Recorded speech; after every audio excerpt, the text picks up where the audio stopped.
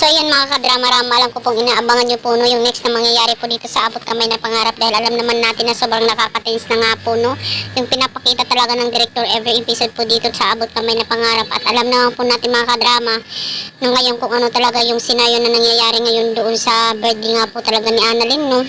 Talagang pumunta nga po doon si Moira dahil nga po sa kagagawan din talaga ni Justin na pakikipagsabuatan talaga dito kay Moira no. Talagang pinagsisisihan din talaga ni Justin yung lahat ng nangyari talaga doon. At alam naman po natin na si Moira ay nandoon.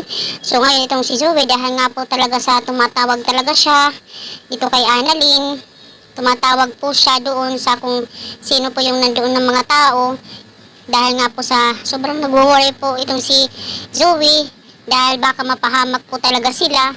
So dahil nga po sa nangyari na yun ay si Zoe talaga ay na bunggo talaga ng isang sasakyan. So yung nangyari ngayon, nawalan siya ng malay doon sa loob ng sasakyan.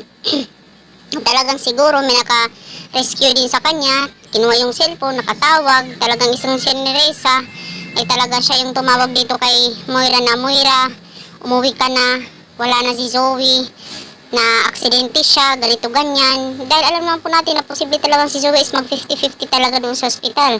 Dahil sa nangyari sa kanya, dahil nabangga nga po siya, maraming dugo yung nakuha sa kanya. At sasabihin ni Moira, ano si Zoe, anong nangyari ni Risa kay Zoe? Diba? Siguro, dahil dito i-stop po ni Moira yung kanyang mga plano talaga doon sa yate no, na kung saan andun sila Annalyn. Yung problema ngayon sila Annalyn ay wala na nga po doon sa yate, nandun nga po sila sa dagat. Talagang tumalon po sila talaga ni Justin. Yan na naman ang aabangan natin mga kadrama kung anong mangyayari sa kanila.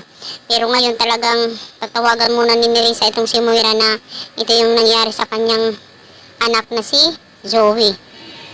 Sobrang kawawa po ni Zoe dahil nga po sa kanyang sobrang concern na walang mangyari sa kanila. Dahil nga po sa may tinatawagan siya na hindi makontak. Ayan, hindi na niya namalaya na mayroon siyang sasakyan na nasa harapan na niya. So mga kadrama, alam ko pong nakakatins po yung pinapakita ngayon ni director dito no. Maganda yung senaryo nila ngayon dahil nasa dagat po sila no.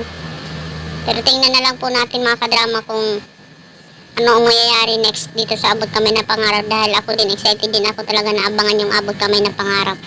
So yun lang po mga kadrama, abang-abang po tayo sa sobrang kawawa naman po talaga dito ni Zoe no, dahil sa kanyang concern na pahamak pa siya dahil nga po sa hindi na niya na namamalayan yung sarili niya, diba? Para ka ng tulala o para ka ng hindi mapakali, diba?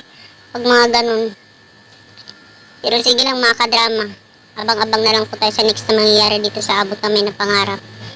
Dahil alam naman po natin na darating din tayo sa revelasyon na mangyayari dito sa Abot Kamay na Pangarap. So yun lang po mga kadrama, maraming salamat again sa iyong panunood.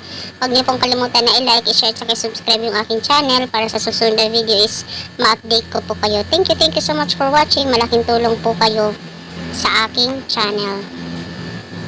So yun lang po, thank you, bye, abangers!